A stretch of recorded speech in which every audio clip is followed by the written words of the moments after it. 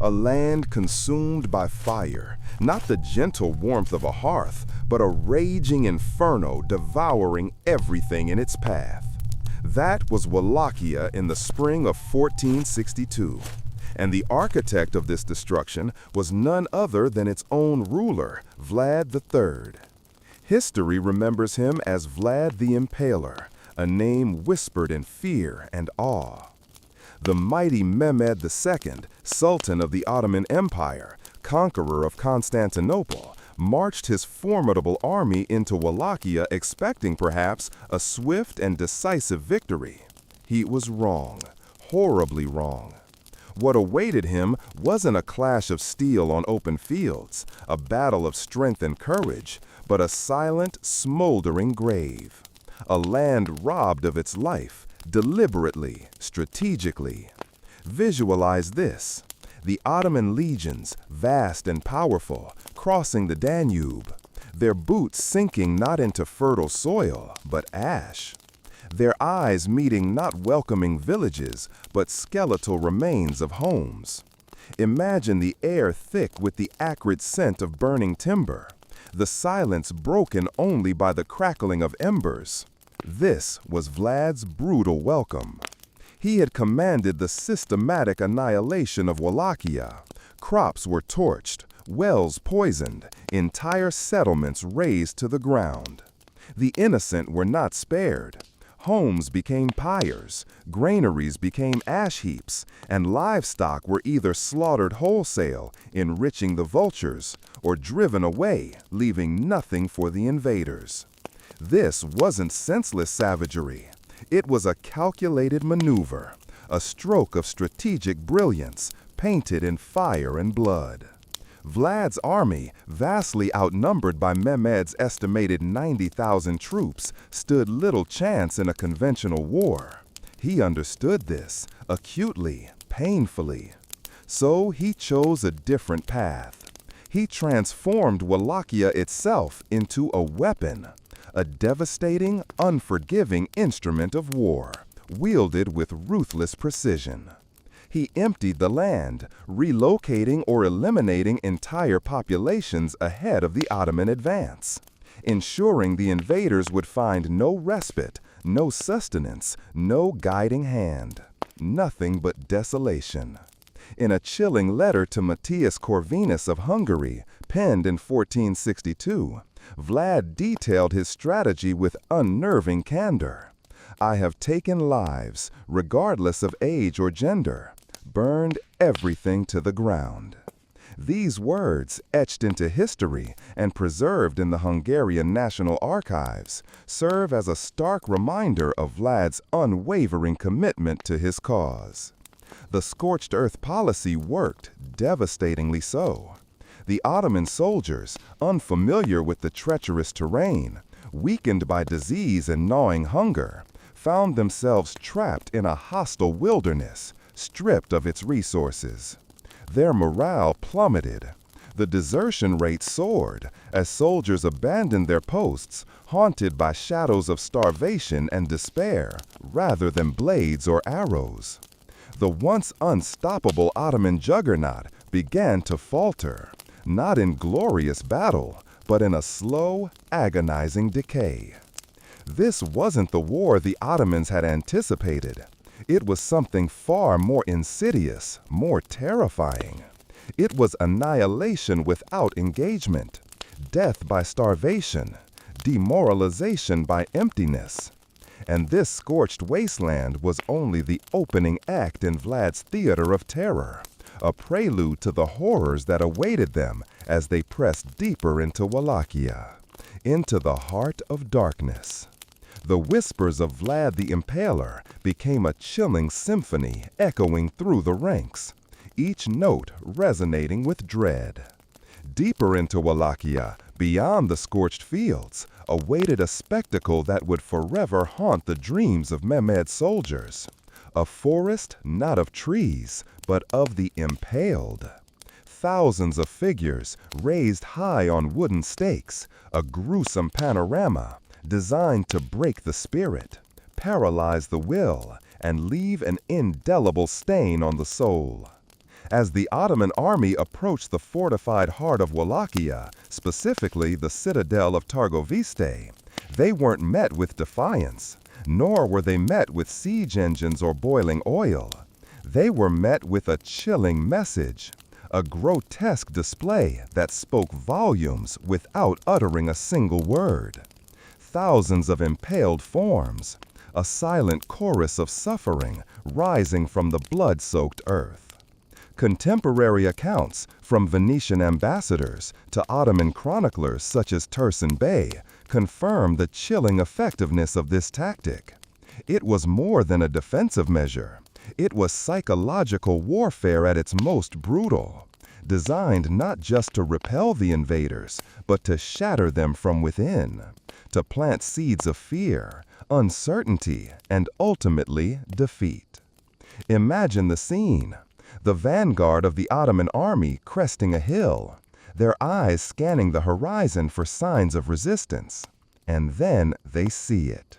Stretching as far as the eye can see, a macabre forest of stakes, each adorned with a silent, tormented figure.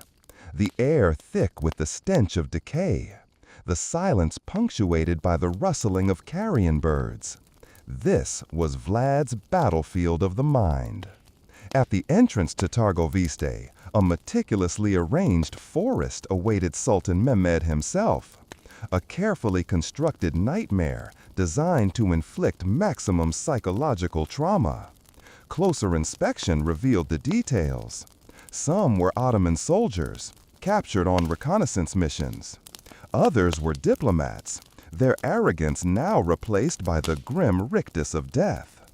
Each placed deliberately, strategically, to amplify the horror. These weren't just random acts of cruelty. They were trophies of a sort, not of noble victories, but of calculated terror. Symbols of Vlad's absolute power, his unwavering resolve, his complete disregard for human life. It was a message written in blood and bone, aimed directly at the heart of the Ottoman Empire. Consider the fate of the Ottoman envoys sent by Mehmed before the invasion. According to a 15th century Saxon chronicle from Brasov, Vlad punished these messengers for refusing to remove their turbans in his presence. Vlad's response was swift and merciless. Then let them be nailed to their heads in respect of their customs. And so it was done. The turbans affixed to their skulls with nails before their bodies were raised on stakes. A chilling testament to Vlad's intolerance of perceived disrespect. While the veracity of the exact wording remains debated, the event is documented in both Saxon and Slavic sources, underscoring Vlad's unwavering stance against any challenge to his authority. Any hint of defiance was met with swift and brutal retribution, a clear warning to all who dared to question his rule. Beyond the fortress gates, the roads leading to major towns like Bucharest and Targoviste were similarly adorned, lined with stakes bearing decaying remains, some fresh, others weathered by time. A constant reminder of Vlad's power, his ruthlessness, his unwavering commitment to protecting his land, even if it meant bathing it in blood. Ottoman soldiers reportedly recoiled in horror, their hardened hearts shaken by the sheer scale of the carnage. Contemporary Ottoman chroniclers admitted that even the most seasoned warriors in Mehmed's army were deeply disturbed by the sight. The Forest of Whispers, as it became known, had achieved its intended effect.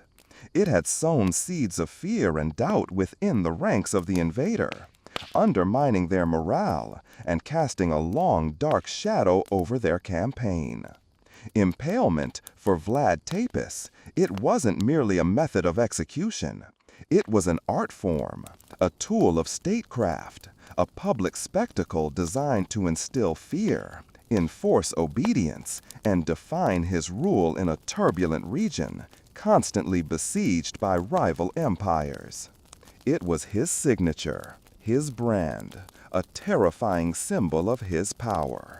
While the practice of impalement existed in various forms throughout the medieval world, Even within the Ottoman Empire itself, Vlad elevated it to new heights of horror, transforming it into a public display of calculated intimidation, a carefully orchestrated performance of power designed to strike terror into the hearts of his enemies and ensure the unwavering loyalty of his subjects.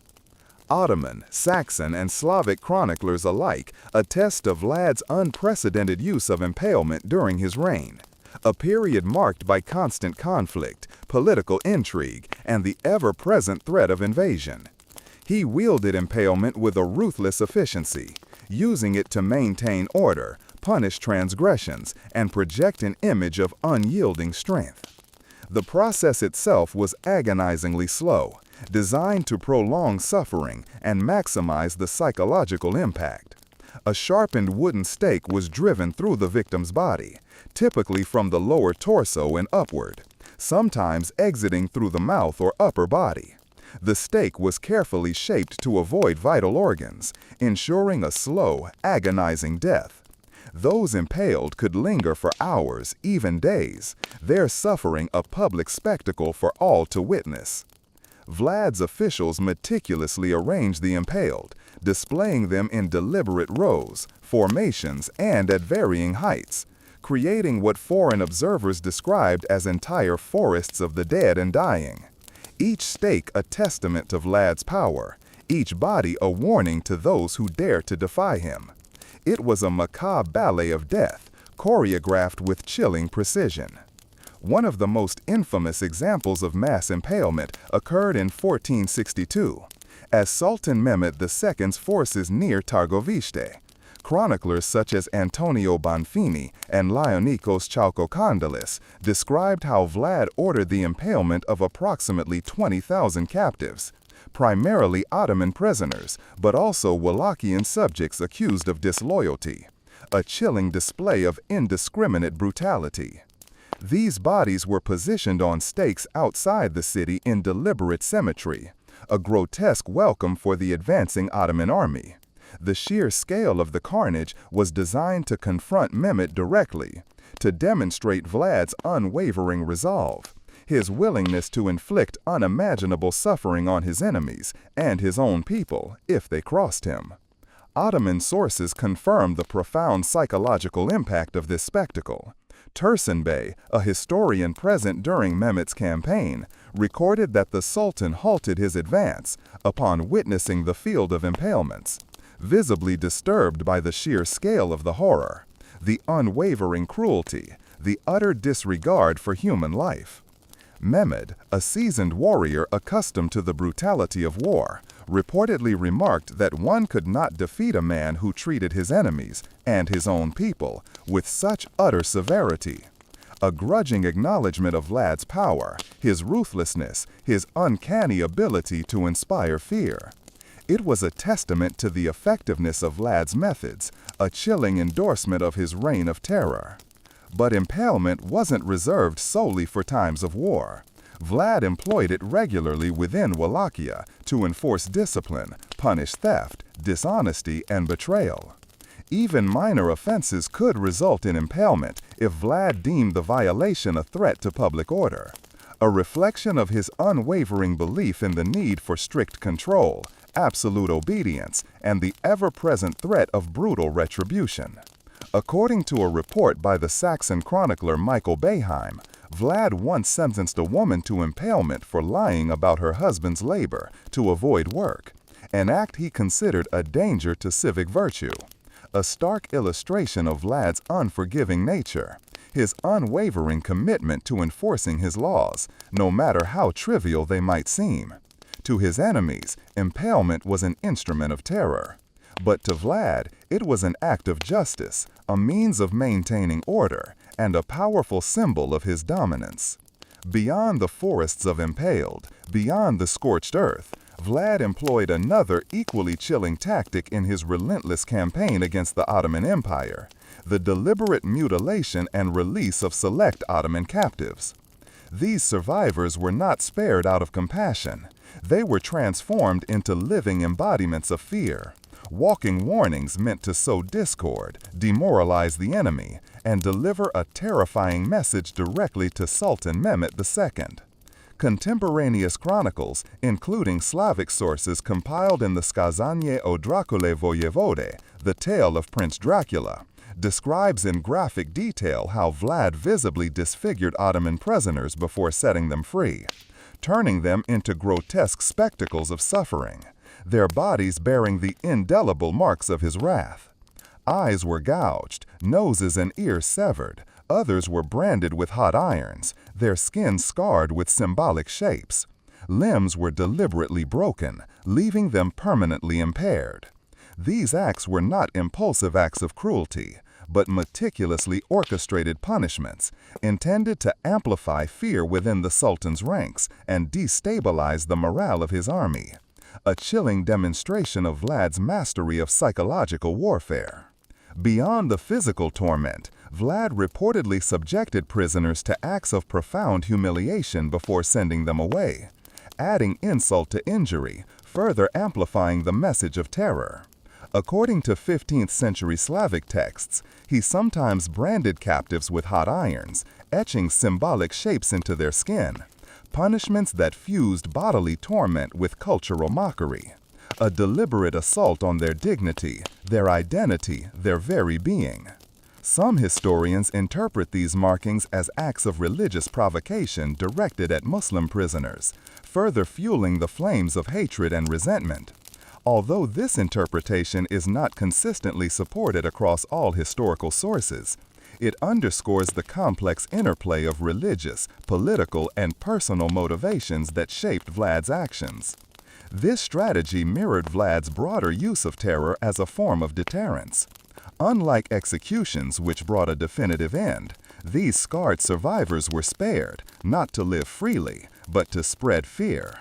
Their altered forms spoke volumes, conveying a message far more potent than any written decree, any diplomatic envoy. Their very existence was a testament to Vlad's cruelty, his power, and his unwavering resolve. To Mehmet II, who had conquered Constantinople just 9 years prior, this calculated brutality was an affront not only to military custom, but to imperial pride.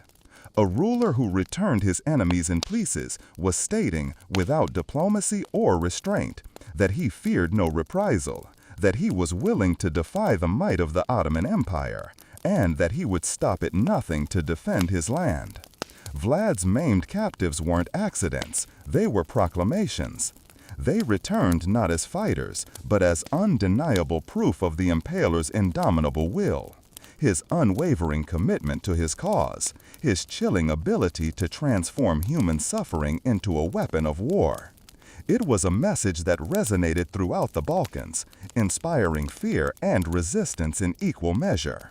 Vlad Tepes weaponized terror with a cold, calculating precision that echoed far beyond 1462, reshaping Balkan resistance and forcing even Mehmet II, the conqueror of Constantinople, to hesitate, to reconsider, to acknowledge the formidable challenge posed by this ruthless Wallachian ruler. His scorched earth tactics, his forests of stakes, and his maimed envoys serve as a chilling reminder of how power can corrupt, how cruelty can become a strategy, and how fear can be transformed into a tool of statecraft. His legacy, etched in blood and bone, remains a source of fascination and horror, a testament to the enduring power of fear and the chilling depths to which humanity can sink in the name of survival, domination, or simply the unwavering pursuit of power.